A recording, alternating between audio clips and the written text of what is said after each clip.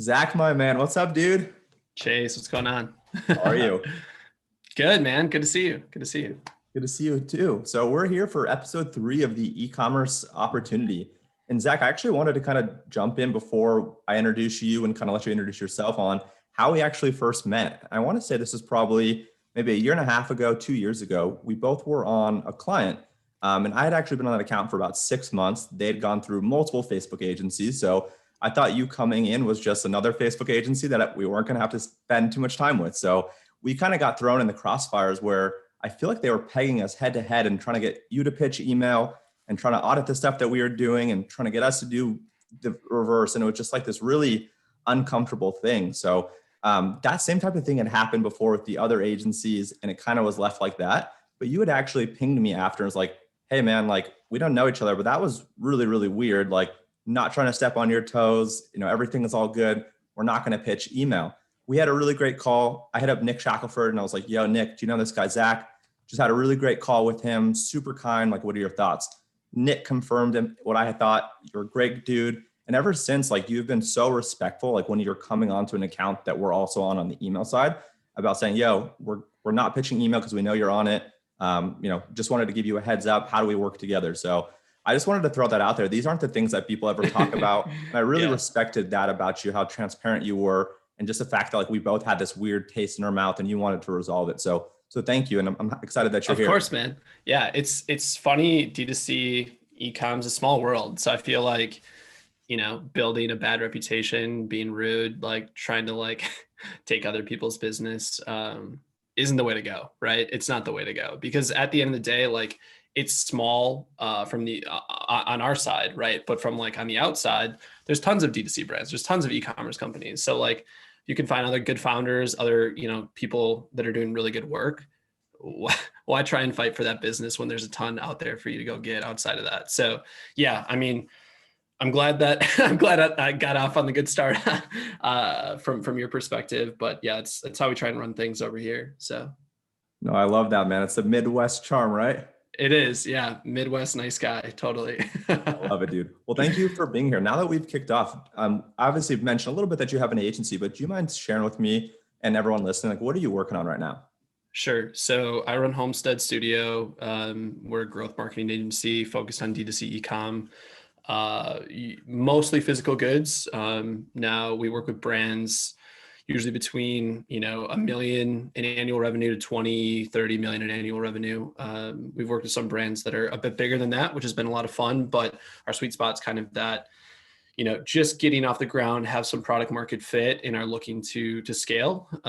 Now our model is pretty unique. It's not what a lot of other agencies run off of. So we run under a revenue share model.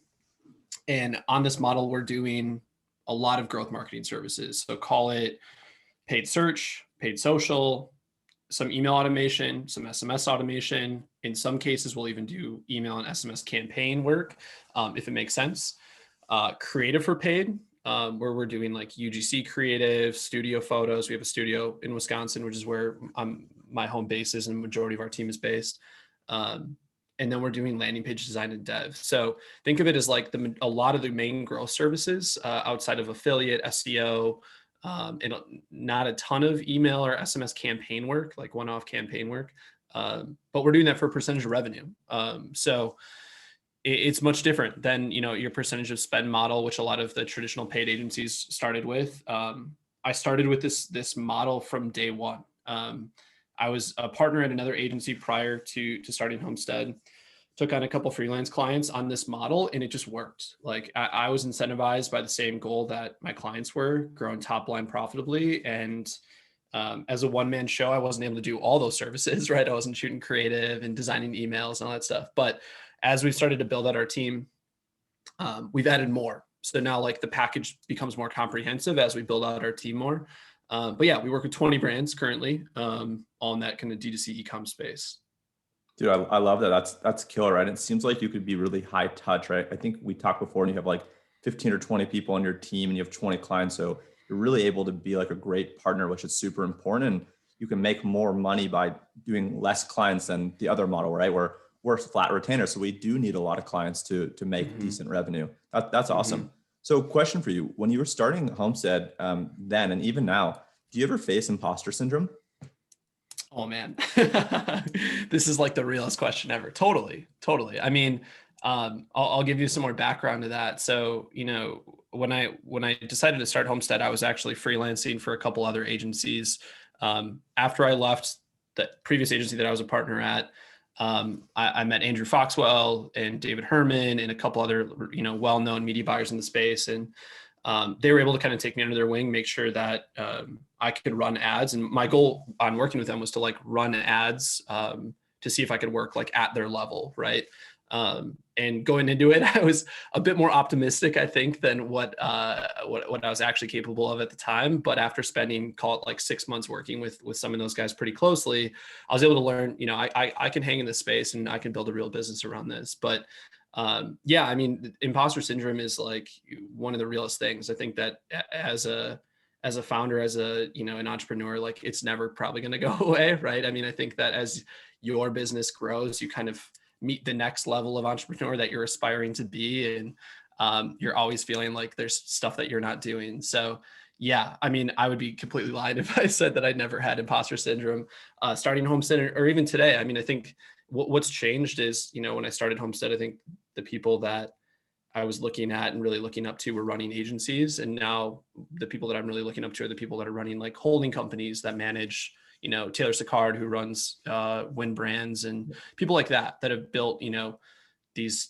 not just 7-figure brands, but these 9-figure holding companies. Cause it's pretty impressive to actually be able to get to that level. So totally. No, that's a great answer. I love the holding co model as well. And I think we'll talk about that a little bit later. One thing I want to ask you about is you actually posted, I think on Twitter somewhat recently about how like gone are the days of D2C brands scaling from, 7 to 8 figures solely on media buying tactics. What does it come down to now? Like, and can we talk about each of the things that you think has to go into going from, let's say, $1 million to 10 million, $20 million and beyond? Totally. I mean, I think at the end of the day, good media buyers are still super valuable. By all no means am I like taking that off the table. That being said, I think that with more advertisers on the platform, more people, more brands spinning up every day, I think that the competition's higher than it's ever been, which is true, right? We're seeing CPMs higher than they've ever been. But I think the big thing is that it just doesn't come down to like, hey, I'm running this like super finite targeting strategy with 100 different, ad sets running under one campaign and, really refined things. I think really what it's coming down to now is everything that's happening outside of Facebook.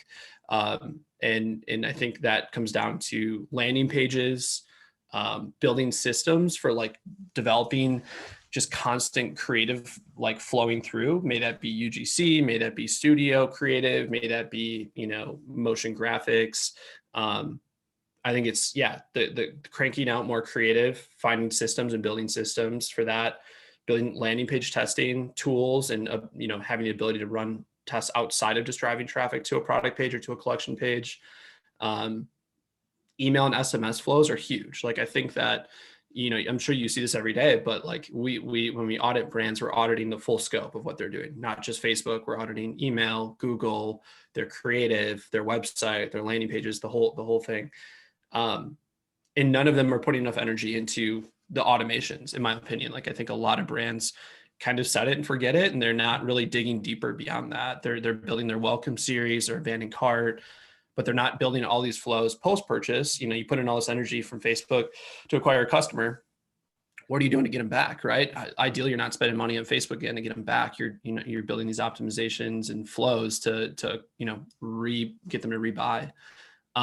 That, and then just be more creative with offers. I mean, the standard 25% off offer, like consumers are used to it now. I think trying to do cool things with offers is like another compelling thing that we've seen move the needle. So I think those 4 are like some of the main ones that we're focused on right now.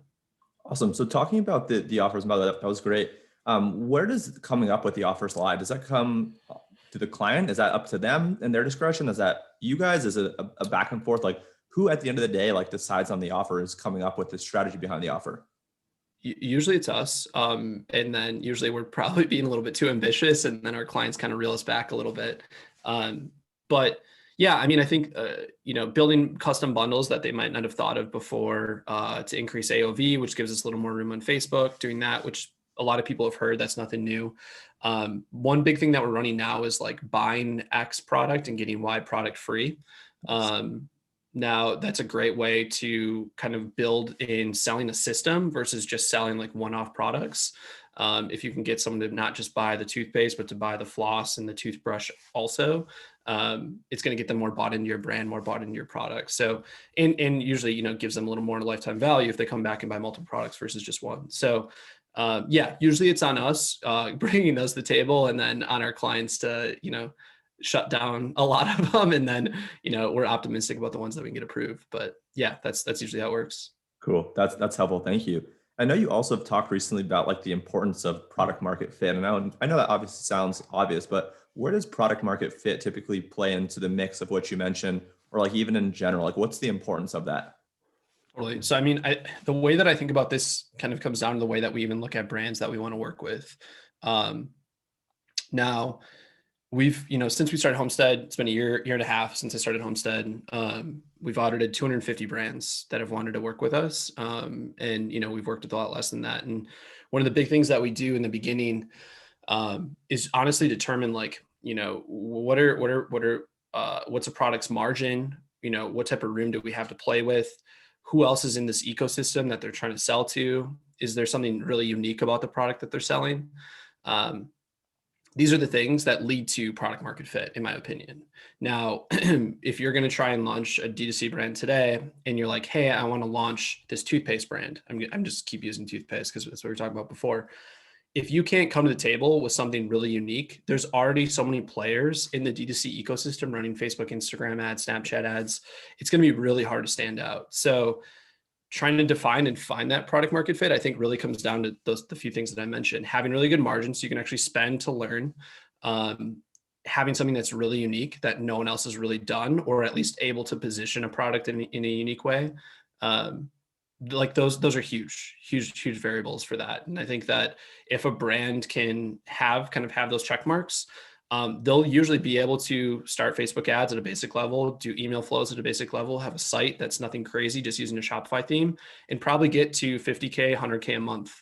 But if you're going to try and do the same thing that everyone else is doing, it's going to be much harder. So the brands that we try and identify that we want to work with are the ones that have already found that product market fit, that have gotten that traction because of those things. That's awesome. And then internally, when you're looking at these 100, 200 something brands that you're considering working with, who does that fall on to actually vet that? Is that you? Is it a kind of a group of people on your team? Like, is it a set person? Like who makes that decision at the end of the day? Sure. So final decision is usually on me. A lot of so we do audits for all these brands. So like we're going to audit, like I shared before, Facebook, Google, what they're running, what they ran on YouTube, what they're doing in email, their website, what's happening behind the scenes of Shopify, what they're doing from a creative perspective, landers, all that stuff. Now our team does that. Like, we've got a leadership team and kind of like the core individual within the company that does each piece of that audit, who's like the expert in that phase. But then when it comes down to choosing a brand that we actually want to work with, that's usually me. And again, like it comes down to those few factors. Do they have the margin to play at scale? Do they have something unique that we can actually spend 6-7 figures a month on ad spend for and move the needle for them for? At the end, are they in a market that's too saturated or not? Because I think the biggest thing that agencies that are inexperienced make guarantees or say that they're going to do really well on is when they don't look at those things, right? When they don't take into consideration, well, how much room do I actually have to acquire customers? How big is this market size and how competitive is it already?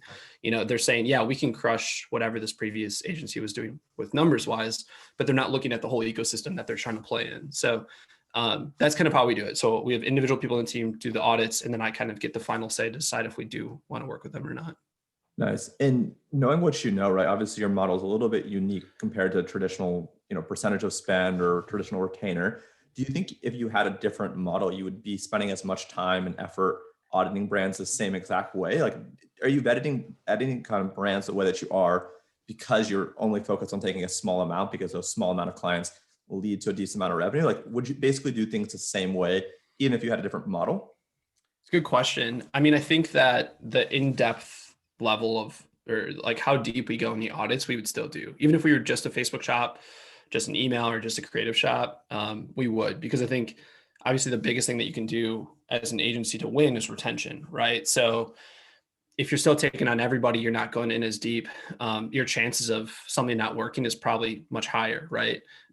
So we're trying to find partners that we can actually hit their goals. Like, we turn down a lot of business just because people come to us with their goal return on ad spend or their goal MER that they're trying to hit, and we just don't feel comfortable that we can hit that at scale. So, for us, I think it would still be a big piece.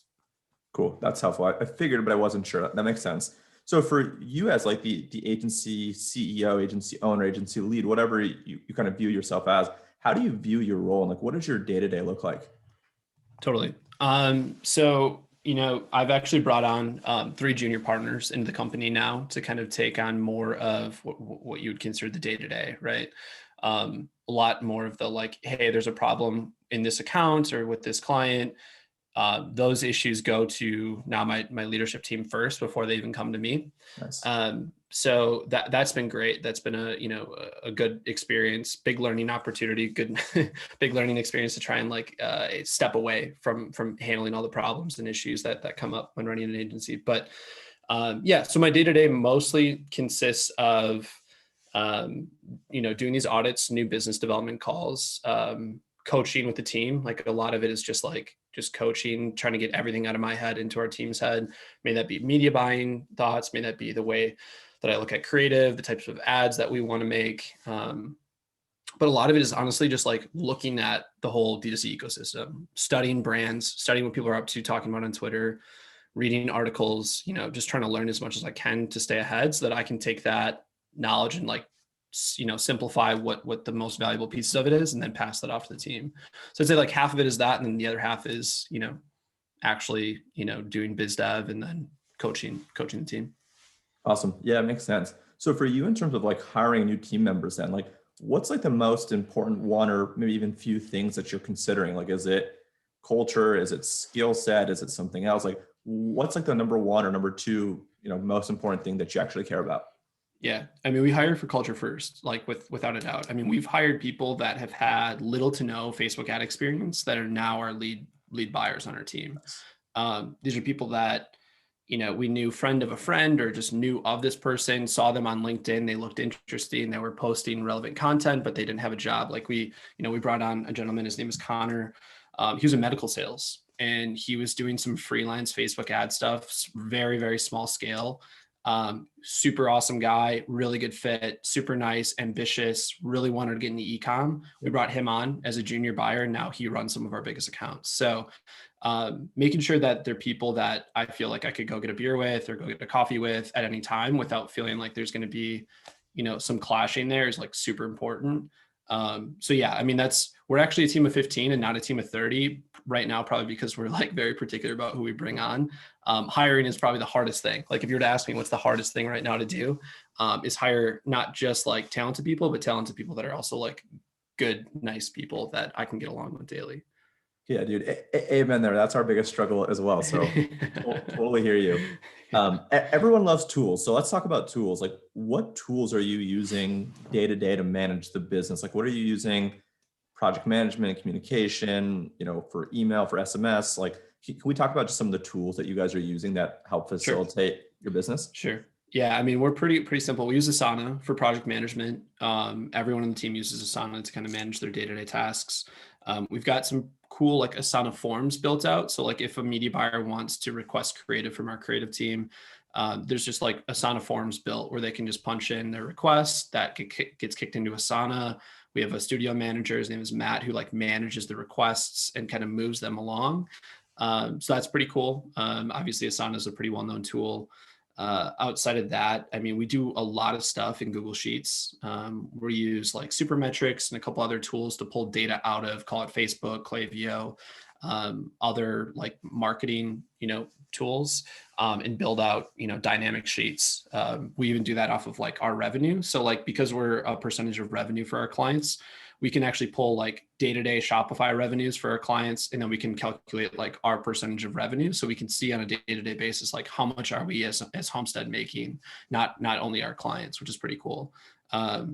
So that way we can kind of track, like forecast what we're doing, kind of see the trends, see trends per brand, if there's dips, stuff like that. We do a ton with Google Sheets. And then, yeah, I mean, outside of that, I mean, we use Figma for design. That's been a huge shift. We went from like just your standard Adobe stuff over to Figma for landing page design, creative design. That's really sped stuff up. So, I mean, outside of that, nothing else kind of crazy. A lot of the Google Suite stuff, Supermetrics.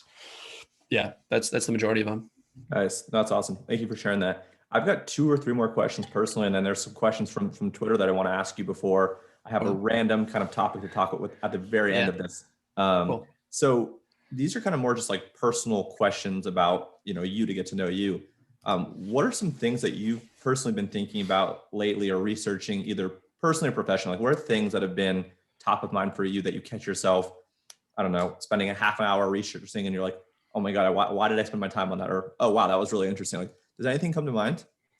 Yeah, I mean, I can answer that first. I mean, like health is really interesting to me. I mean, I just bought an infrared sauna that we have in our house now, which is pretty awesome. Longevity, all that good stuff. Like I spend a decent amount of time researching it, and I think I'm going to continue to spend more and more time of just like my day-to-day doing more of that, trying to stay healthy. I think staying healthy is like the most important thing. And if you're healthy, like usually you have a healthy business too. So you've got the energy to give to your team and to your clients and all that good stuff. So that's like on a personal side, what's been really interesting. I think this is like business / personal, but I've been doing a lot of time just researching like how private equity works, how these bigger holding companies work, how, when a company gets acquired, then raises money, and how that all works, and how, that can be beneficial in some cases, like understanding like the next scale of business, is what I've been spending a lot of time on. That's been pretty interesting, and learning some pretty cool things, about that too. I've, have a couple of friends that just had their businesses acquired. And then once they're acquired, they're raising money. And essentially like the concept here is this like private equity thought process where, this firm will buy your company for $10 million. Then they'll go raise $10 million on a $100 million valuation. They'll get their capital back, and they still have their own capital then to allocate to growing the business. Right. So it's like, just like smart financial stuff like that to grow a business. Kind of the next stage has been what I've been spending more time just like digging into and learning more about, because prior to this, I, haven't really gotten to that stage yet. So I don't know a ton about it. Dude, I love that. That's fascinating. And the last question for me before we open up the questions from Twitter, how do you do things that you don't want to do? Oh man, that's funny. How do I do things that I don't want to do? The bad habit answer is like slam too much caffeine, have too much coffee, and just like force myself to do it. I think what I've learned more lately is to like delegate more things that I'm not good at. I brought on in a part-time assistant this last year, who's been a lifesaver on a lot of things. Call that like even just QA contracts, or like helping do that type of work that is super draining to me. So I think finding the sweet balance of like, still having, the ability to do hard work, I think is still important. I think if you don't do any hard work, it doesn't show you like the stuff that you're really good at, that you enjoy. But then the other side of it is like delegation is huge. And I think that if you can find the right person that you can trust, to do work to your quality or even better, like for the things that you don't want to do, totally worth it to hand it off. So those are my two options. But I mean, I think when I started Homestead, it was definitely in the like, let's slam a bunch of coffee and like just brute force my way through this thing, which obviously isn't the best way to handle it. Yeah, that's awesome. I appreciate that. All right, so now some questions from Twitter. It looks like we have 3 questions. Cool. You actually, I think, answered the first one, which was, would love to know more about your rev share model and how you vet clients. I think you covered that one pretty in depth. Do you have anything to add? I think you did a good job of that one already.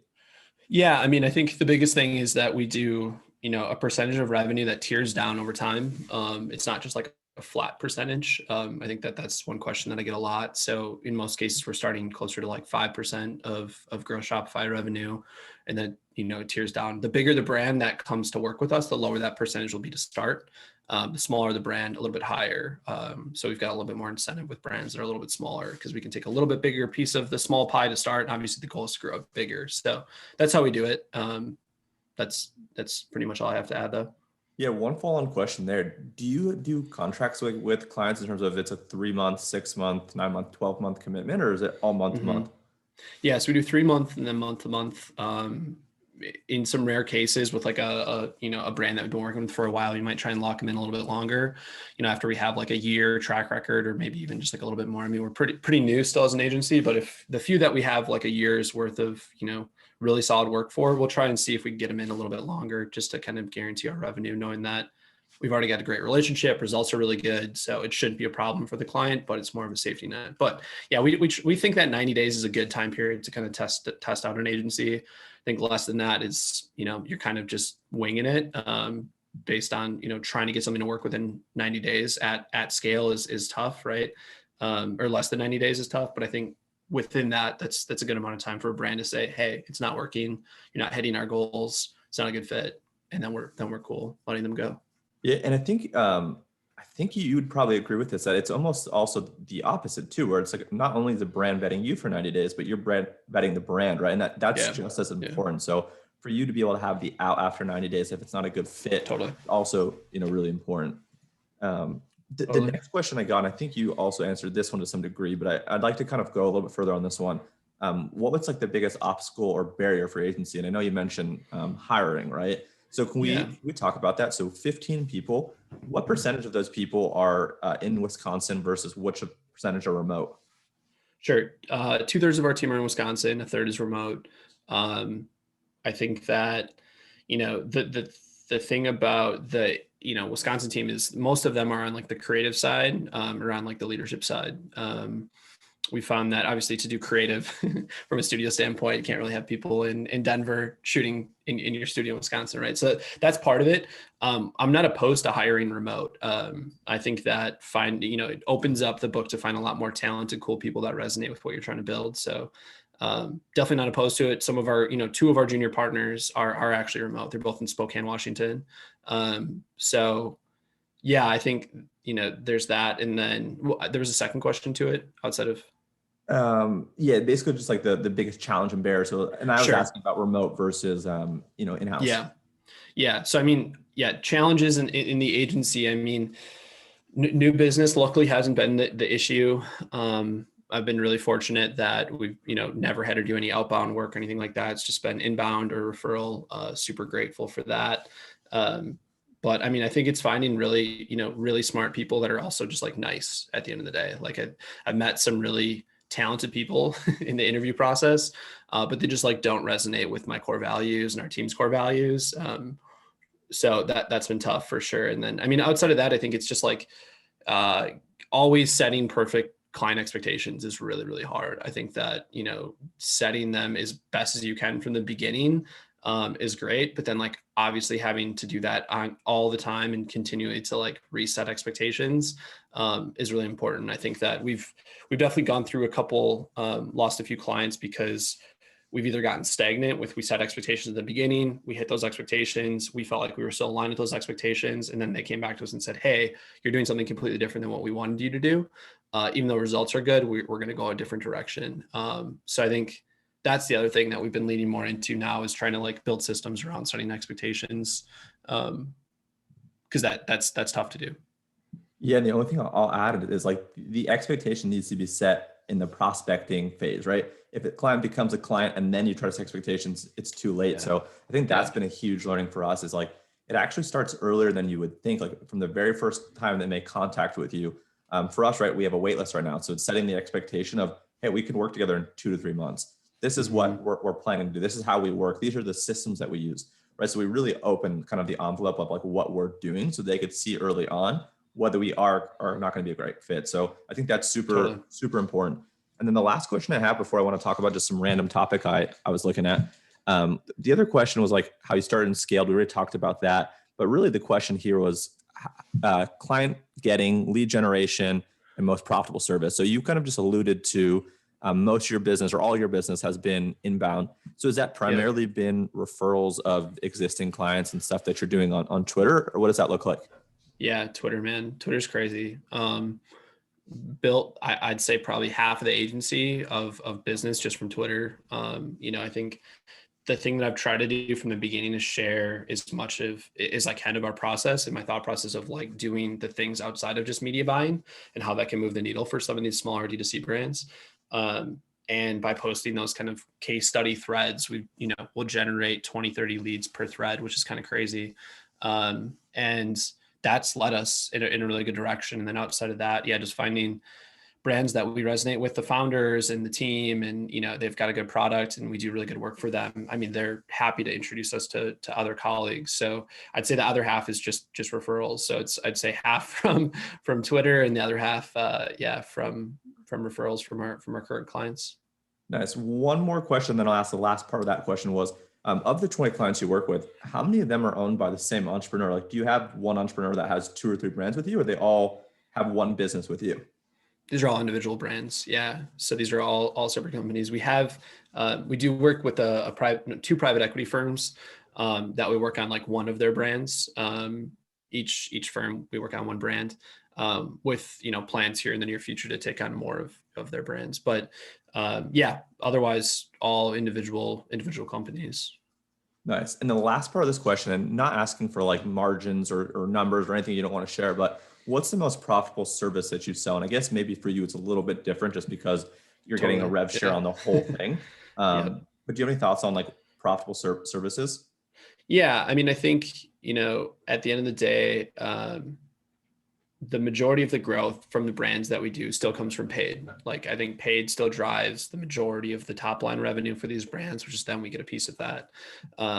So call that Facebook, Instagram, Snap, Google, YouTube, like that kind of suite. Now of those, like still Facebook, Instagram are kind of the bread and butter. They're still moving the needle more than even like the Snapchats of the world. But I mean, the most profitable for us is when we're able to take a brand on right when they're launching. In those cases, we'll sometimes even be able to negotiate like a 10% of gross Shopify that tiers down over time. Once we hit kind of like 100K a month, then it tiers down, 500K a month, it tiers down, $1 million a month, it tiers down. The brands that we've been able to bring on that way, that we believe in the product. They check those boxes, right? Great margin, unique product. Haven't really seen anyone else do this in the like Facebook ads ecosystem. They've got nothing else figured out yet from the marketing side. They just have a great product. Those are the brands that we make the most money off of, because those are the ones that we're able to take from 5-10 grand a month in revenue to $500,000 a month in revenue in 3 to 6 months. And we'll pull, 10 to 5% in that range of that revenue. So those are kind of our sweet spot. Those are really hard to find. We've definitely found a few of them. But yeah, other than that, I mean, single product brands are really like what, we specialize in. If there was like one way to describe what the Homestead brands that we crush for is, if you've got a single product, that might have some like accessory SKUs to it, but like one hero product versus like a huge catalog of products, we're usually able to scale those much faster, right? I mean, I think it's kind of, once you start to, understand like why, it's less work to explain that one product in 50 million ways, right? If you're trying to sell t-shirts and pants and jackets and hats and, as an apparel brand, it's going to be a different positioning for each product, where if this is just one product, we can put more emphasis into figuring out what's it going to take to sell it. So that's our best, most profitable way to grow brands. Dude, that's killer. No, I appreciate that. The last thing I want to end with, so I had Nick on last week. We talked about drunk purchases and e-commerce and whatnot. But today I was researching and looking at another topic I want to talk to you about. Sure. This is a dumb question, but in Wisconsin, are there Trader Joe's? Are you familiar with Trader Joe's? Oh yeah. Yeah. I mean, there's some like South Wisconsin, not up by me, but yeah. Okay. So I know Trader Joe's for sure. Yeah. Cool. So at Trader Joe's, I guess they have this thing called $2 Chuck, where they sell wines from anywhere from like $2 to like $3.80, right? Yeah. It's like this Charles Shaw's brand, $2 beers, or sorry, $2 wines. Any sense of how many bottles since 2002 they've sold of this wine? Oh man, since what year? Since 2002. How many bottles do you think they've sold? So call it 20 years. In 20 years, they're selling $2 bottles. Oh man. I don't know how many stores there are. Maybe there's like 500. I'm trying to do rough math in my head here. A million bottles. I would be my guess. They've actually sold over 1 billion bottles since Oh my 2002. God. And this article is actually That's from, it's mind insane, blowing. right? Yeah, that's mind blowing. And this article is from 2018, so I'm sure it's even more than, but at one point in some locations, they were selling as many as 6,000 bottles per day, or about 16% of the average store's daily sales was coming from this one product. Just insane. So the next That's question I mind have blowing. is like on a $2 bottle of wine, like, do you have any Yeah. sense of like how they actually make money? Like what things they do, from logistics, I mean, from that? my guess would be that they're not making any money off of those bottles of wine. They're like the way to get people in the store, right? That would be my assumption. But I don't know. Otherwise, this wine is probably pretty trash. I've never had it before, but I can't imagine making any decent wine for $2 a bottle, unless it's like a tiny bottle of wine that I haven't seen. Yeah, I mean, I think no, I don't know. I have no idea. My assumption is they're losing money on it, to get people to come to the store to buy snacks, to buy chips and salsa with it, to buy whatever, charcuterie board, all that kind of stuff. That'd be my Yeah, guess. and I don't have the exact margins on it. Somewhere on here it said like the cost. I think it was somewhere on here was the cost. But the way that they're trying to make this break even or profitable is by cutting costs. So they have really cheap corks and really cheap bottles. It sounds like, I haven't tried this either. They have really cheap land, which I thought was kind of interesting. So in California, we've got like Napa Valley, which is like the premier, right? Really expensive. They actually have stuff in Central Valley. So just like the location is also like what's been helpful. And then just like the economies of scales and through bulk buying of grapes is like how they're actually able to make money. And it actually says that like they're like a $500 million a year company now, which is just absurd. Yeah, that's mental. That's crazy. I that billion number threw me off big time. I definitely wouldn't have anticipated that. That's super cool though. I thought my gut was like, I'm going ecom headspace right now. My gut is like, you were going to tell me that they lost like $5 on it, but it was a good way to get people in the door. And so you were like, hey, brand should be doing something like this, right? What can you sell for $2 that maybe costs you $5, but get someone in the door to spend 30? That's where my head went with it right away. But that's funny. Yeah, it's super interesting. By the way, I just actually found the numbers. So it's saying, according to this article, that they cost about $1.50 per bottle, right? So it looks like they have like a 50, maybe to a 50 cents, like $1, depending on how much it's selling for, where that accounts for like processing, packaging, labor, shipping. And then the wine itself actually makes up 30 to 40% of that cost. So again, didn't expect you to know any of this. I didn't know any of this, but I'm trying to make a point for like this podcast just to end on something so random that just gets you thinking. So I appreciate totally. you entertaining that. We're going to wrap up. What's the best place for people to connect? I'm assuming it's probably your Twitter. Yeah, Twitter's great. Zach, I'm stuck on there. Obviously, you feel free to DM me. DMs are open. Try to hit everybody back on there as much as I can. But yeah, that's a great place. Cool. So, and it's Zach, Zach, and not with a K. So Zach, as in Mary, the letter, and then your last name, which is Stuck. So I'll link that so people can have it. But Zach M. Stuck. Zach, thanks so much for being here, brother. Thanks, Chase. Great chatting. Of course. See ya.